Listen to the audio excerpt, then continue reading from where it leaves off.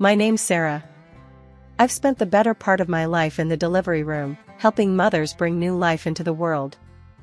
It was more than a job, it was my calling. But when you hit 65 and your health starts to tell you to slow down, you listen.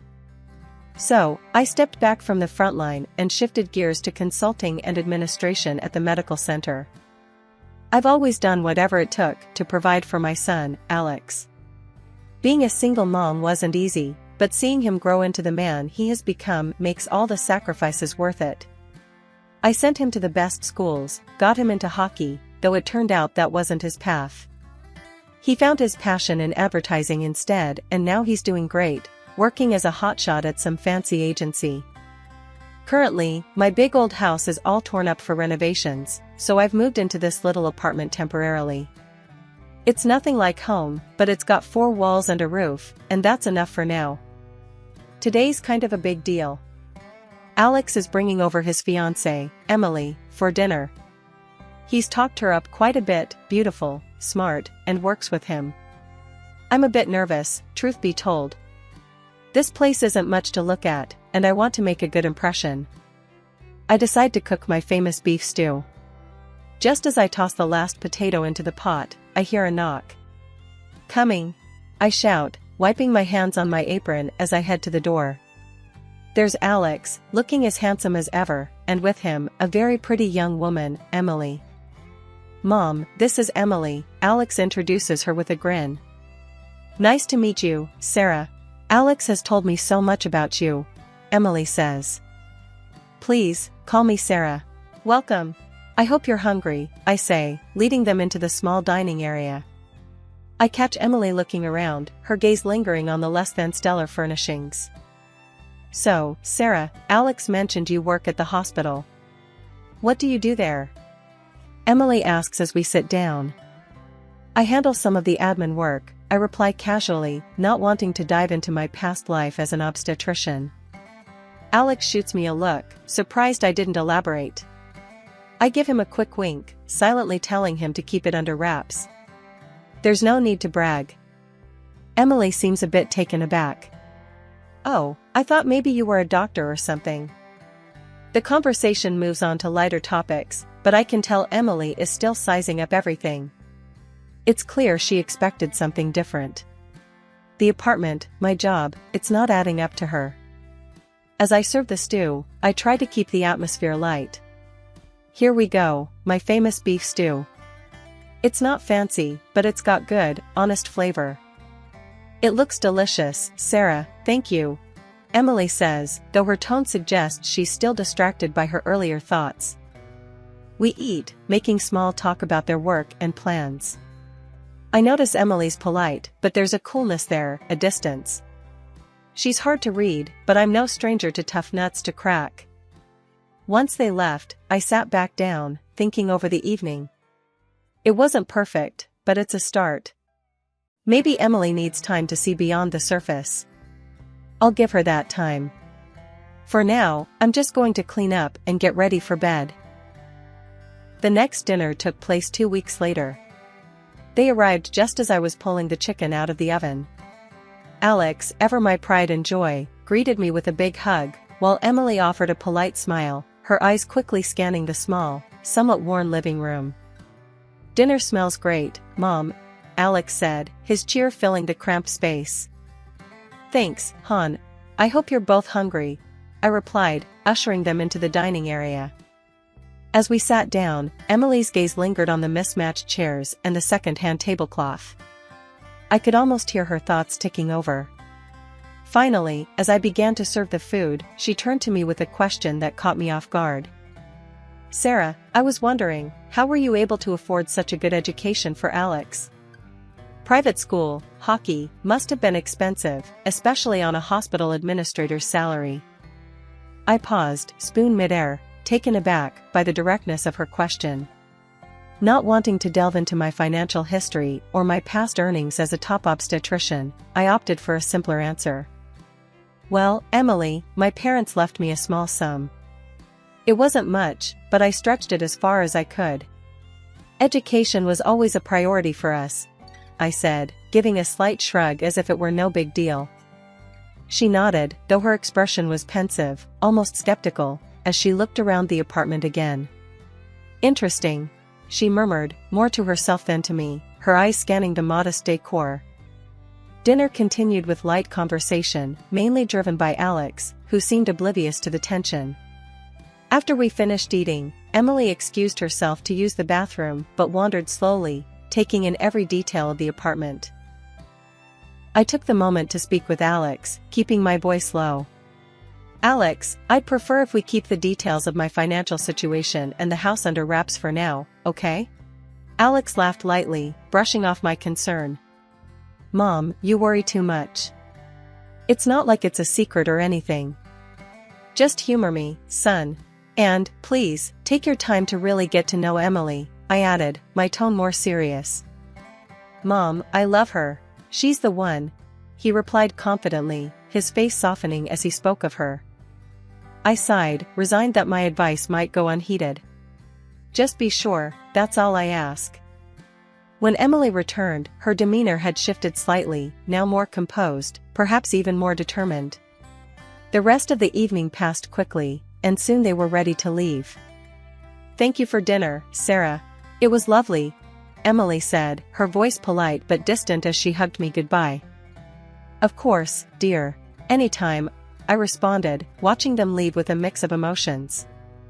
After closing the door, I leaned against it, feeling a mixture of concern and frustration.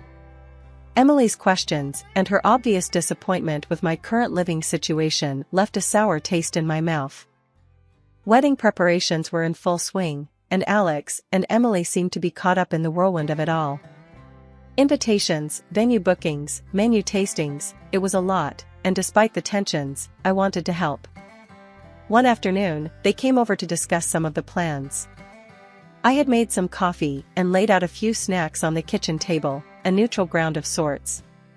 The apartment still wasn't much to look at, but I'd managed to make it feel a bit more inviting. So, we're thinking of having the ceremony outdoors, Alex started, spreading out some brochures across the table. That sounds lovely, dear. Where at?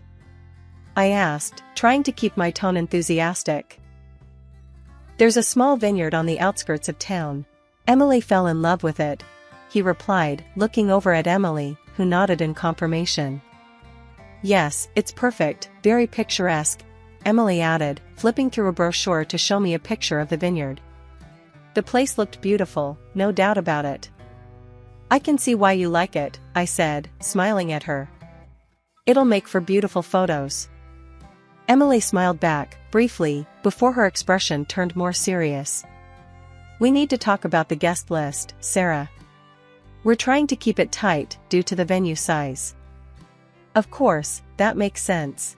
Just let me know how many people I can invite. I don't need many, I reassured her, sensing where this might be going. Well, we were thinking, maybe if you could just stick to close family?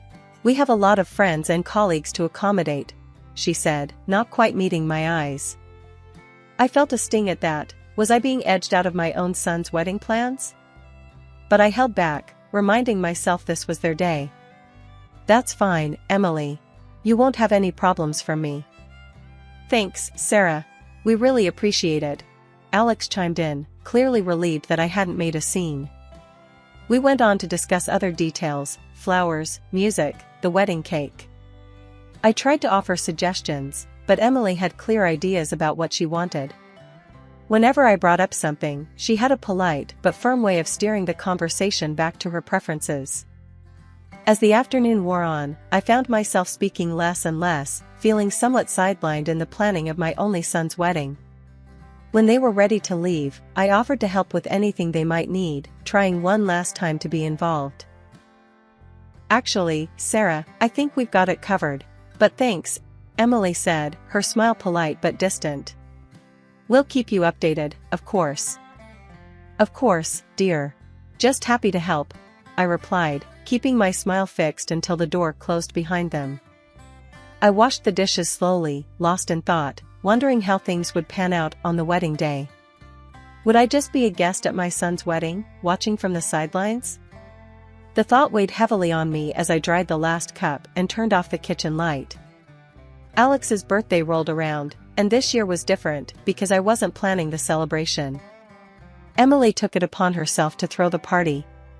Somehow, my invitation got lost in the shuffle, or so I thought.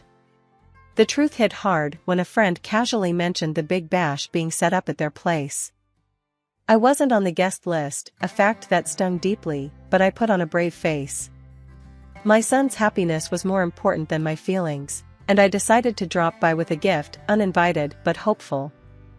I chose a classic gift, a nice watch I knew Alex had been eyeing for months. It was more than a gift, it was a token of my ongoing love and support, regardless of the chill that had crept into our relationship lately. The bonus to the watch was a bottle of good wine. I parked down the street and walked up to their house. The sounds of laughter and music spilled out from the backyard. Taking a deep breath, I opened the gate and stepped inside. Almost immediately, I felt like I was intruding. The yard was bustling with groups of Emily's friends and her family, people I barely knew, despite the impending wedding. Emily spotted me first. Her smile was tight, the welcome even tighter. "Sarah, this is a surprise. What are you doing here?" Her tone was polite, but the undertone was clear. I wasn't expected, nor particularly wanted. "I just wanted to wish Alex a happy birthday," I said, my voice steady, despite the chilly reception. "Oh, well, he's around here somewhere," she replied, her eyes scanning the crowd, clearly reluctant to guide me to him. Navigating through the clusters of guests, I finally found Alex. His face lit up when he saw me. "Mom, you made it. I thought you were busy today." "I couldn't miss your birthday, honey," I said, handing him the gift. His genuine smile as he opened it warmed my heart for a moment. We chatted briefly, a good moment in an otherwise awkward situation. But then Emily joined us, her smile forced. "Alex, babe, we need to get ready for the toast," she said, then turned to me. Her next words were low and clear, meant only for my ears. "Sarah, maybe it's best if you don't stay long. We've got a lot planned, and well, it's a bit crowded here." Her message was unmistakable, and the undercurrent of dismissal couldn't be ignored. I looked at Alex, hoping for some support, but he was already being pulled away by a friend calling for him. I nodded, gave Alex one last smile, and left. Walking back to my car, the sounds of celebration behind me, the hurt settled in deep. It was clear Emily saw me as an outsider, and her direct approach left no room for misunderstanding. The drive home was quiet, my thoughts loud with the harsh reality of my new place in Alex's life. Once home, the silence of my apartment enveloped me. I sat down, the unopened bottle of wine I'd brought as a gift for the party now just a reminder of the evening's rejection. I poured myself a glass, the wine bitter like the evening's experience. Only 3 days left until the wedding, and I thought I had seen it all, but I was wrong. That morning, a soft knock on my apartment door signaled an unexpected visitor, Emily, alone, without Alex. "Good morning, Emily. What brings you here today?" I asked as I let her in, surprised by her solo visit. "Sarah, we need to talk. It's about the wedding," she began, her voice steady, betraying a rehearsed confidence. I led her into the small living room, gesturing towards the sofa. "Of course, dear. What about the wedding?" She sat down abruptly across from me at the kitchen table, sliding the envelope towards me. "I think it's better for everyone if you don't attend the wedding," she started, her tone firm, leaving no room for arguments. I was stunned, barely able to process her words. "Excuse me?" I finally managed to say, my voice a mix of shock and disbelief. Emily sighed, as if she was explaining something simple to a child. "Here's $3,000. I think this will make up for any inconvenience." I couldn't believe what I was hearing. Was she seriously trying to pay me to stay away from my own son's wedding? The audacity of it made my blood boil, but I knew I needed to handle this carefully. Quickly thinking on my feet, I pretended not to hear her properly. "What's that? You need to speak up, dear, my hearing isn't what it used to be." Emily's face contorted in annoyance, and she leaned in, speaking loudly and slowly, as if it pained her. I said, "You're a beggar, dressed tastelessly. It's embarrassing. You being there would ruin everything." Her words stung, but I needed evidence of this unbelievable interaction. While she was speaking, I discreetly turned on the dictaphone on my phone, hidden under some papers on the table. "And you should be thankful for this money," she continued, gesturing towards the envelope. "You can finally fix up this place, make it livable at least." I kept my composure, playing along. "Oh, is that right? Well, I suppose I should be grateful then." "Yes, you should," she replied, clearly relieved that I was agreeing. She pushed the envelope closer to me, eager to conclude her distasteful errand. I picked up the envelope, the crisp bills feeling like dirt in my hands. Emily stood up, smoothing her dress, looking satisfied with herself. "I'm glad you're being reasonable about this." "Oh, absolutely, dear. Thank you for your generosity," I said, my tone dripping with feigned gratitude. With a nod, Emily left my apartment, no doubt believing she had successfully bought my absence from the wedding. Once the door closed behind her, my act dropped, and the gravity of what had just occurred washed over me. I dialed Alex immediately, my fingers trembling slightly as I pressed the phone against my ear. "Alex, you need to come over now. It's urgent," I said, my voice tight with a mixture of anger and urgency. He could hear the seriousness in my tone. "I'm on my way, Mom. Hang on," he replied, and I could tell he was already grabbing his keys and heading out the door. The minutes dragged until he arrived. As soon as I heard the door swing open, I ushered him into the living room. "Alex, there's something you need to hear," I said, my voice steady, despite the storm of emotions inside me. I handed him the phone where I'd saved the recording of my conversation with Emily. His face was a mask of confusion as he listened, his brow furrowing deeper with each passing second. When the recording ended, he looked up, shock and disbelief written all over his face. I had no idea she could say such things. "Mom, I'm so sorry. I can't believe she'd do this to you. We need to expose her, show everyone what she's really like." "But how?" I had been thinking about this ever since I turned off the recorder earlier. "I have an idea. Over the years, I've helped bring hundreds of lives into this world. Many of those families still keep in touch, respect me for the work I did. What if we gather their stories? Show everyone how much I've been a part of this community?" Alex's eyes lit up with a mix of pride and hope. "That's brilliant, Mom. We could record some testimonials from your patients, even the people you've worked with at the hospital, and the mayor. You did help his wife when she was in labor, after all." Over the next few hours, we were busy. I contacted several of my former patients who I knew would be willing to speak on my behalf. Using Skype, I recorded heartfelt messages from these women, each sharing their stories about how I had helped them during their most vulnerable moments. The head of the hospital where I worked also contributed, praising my dedication and professionalism. Even the mayor made a brief appearance in one of the videos, expressing his deep respect for me both personally and professionally. By the end of the day, we had compiled a series of powerful, personal testimonials. Alex edited them into a single video, adding photographs of me at work, with patients, and in the community, images that painted a picture of a life dedicated to service and care. That night, I went to bed feeling a mix of nerves and determination. Tomorrow would be one of the most challenging days of my life, but also, perhaps, one of the most important.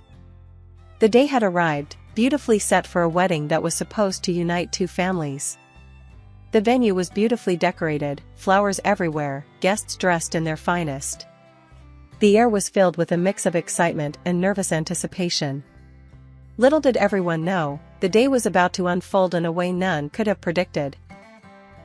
As the time approached for the bride to make her grand entrance, a video was scheduled to play, a montage of Alex and Emily, their journey together leading to this day.